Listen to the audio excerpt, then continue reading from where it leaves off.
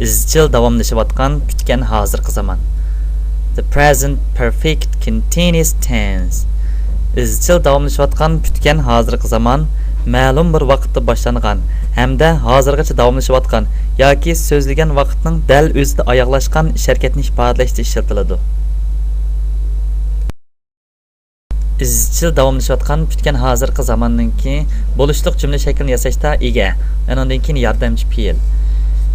Uchinchi shaxs birlik jumlada ega bo'lib kelgan chaqda yordamchi fe'l have hasga o'zgardi. Undan keyin be fe'lninki o'tgan zaman tarmoq shakli been, harakat fe'l ing, undan to'ldirg'ich keladi.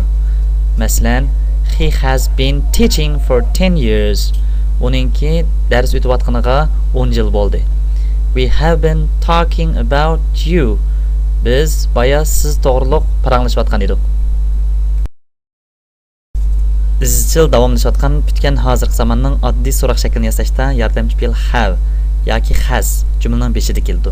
Ondan ega be fe'lning o'tgan zaman tarmoq shakli been, harakat fe'l ing to'ldirg'ich keladi.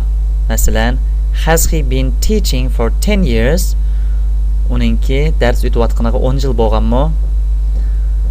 Have you been talking about me? Sizlar boya men to'g'riliq paranglashayotganmidinglar? Izchil davomlashayotgan bitgan hozirgi zamonning bo'lishsiz jumla shaklini yasashda yordamchi fe'l have yoki hasning keyiniga not qo'shiladi. Masalan, ega have not yoki has not. Be fe'lning o'tgan zaman tarmoq shakli been, harakat fe'l ing to'ldirg'ich keladi. Masalan, he has not been teaching for 10 years. Uning dars o'tayotganiga texi 10 yil bo'lmadi. We have not been talking about you. Biz baya siz to'g'riliq so'zlashmayotgan edik.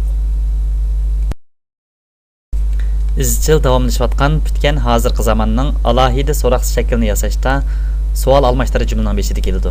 Ondan yordamchi fe'l have yoki has, ondan ega, ondan be fe'lning o'tgan zaman tarmoq shakli been, harakat fe'l, ondan ing harflari keldi. Masalan, what have you been doing? Siz baya nima qilayotgan edingiz? How long has he been teaching? Uningki dars o'tayotganiga qancha uzun bo'ldi?